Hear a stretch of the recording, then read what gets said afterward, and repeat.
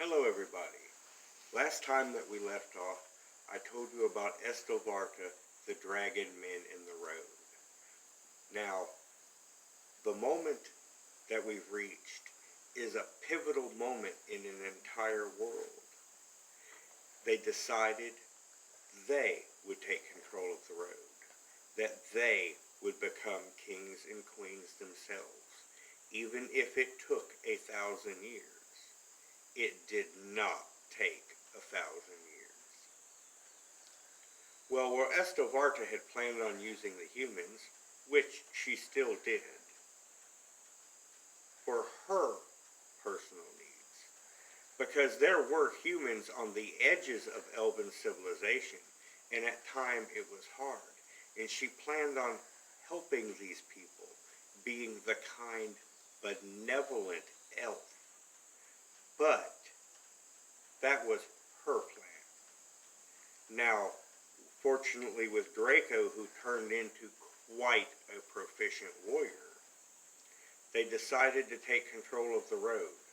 And to do this, they decided to use the orcs.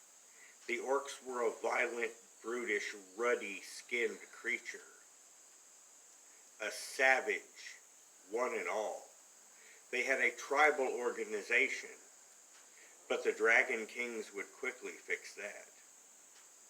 After they did find the local orc encampment, because the Dragon Men can simply fly and follow the orcs back to their lairs as they're found.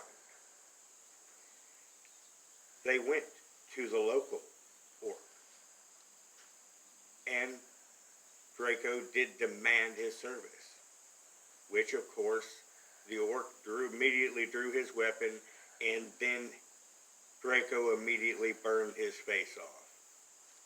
That quickly gained the service of the rest of the orcs. And with a strong leader, one by one, the local orc tribes began to fall and began to pledge allegiance under a king.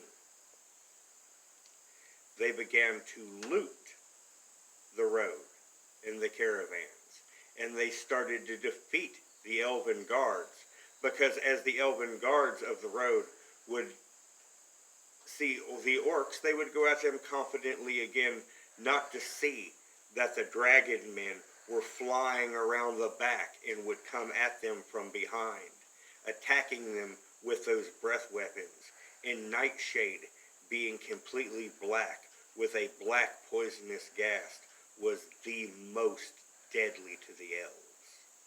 They didn't stand a chance. So slowly by slowly, a few hundred orcs turned into near 1,000 orcs. And then after that success, 1,000 became 5, and 5 became 10. And Estovarta, not being a dragon man, she could trade with the humans. And they broke off their attacks on the road. And they went north. And to the north, there was something that she knew about. A ruined city of unknown origin. It had long been flattened. No one knows who made it, when they made it. Any inscription was long weathered away. But it was a nice marble base to build upon in the forest. All they had to do was clear the trees. And they had plenty of orcs and plenty of axes. But instead of just burning things away, she had the dragon men instruct the orcs. And they built structures. And they built a town. And with the orcs now controlling the road, they began to protect the road.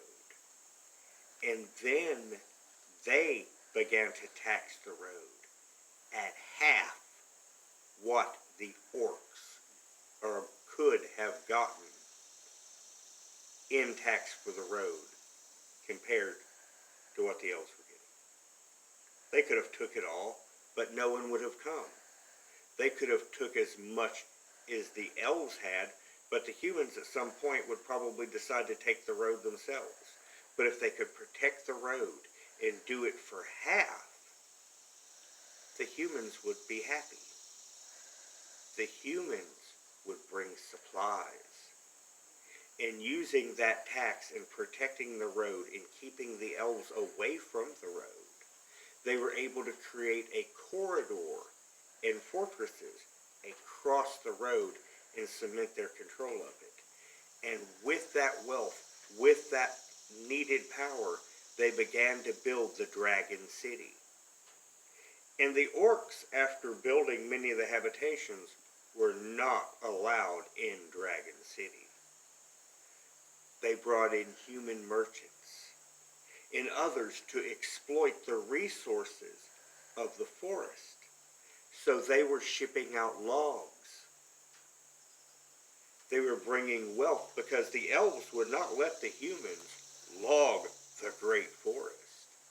You know, the massive timber that was coming out were special. They could be done for great, great constructions, siege items, ships of unbelievable size and power.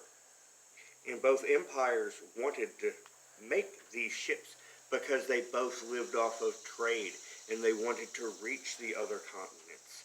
And from wood and controlling the road, taking the taxes for gold, they were able to build their wealth.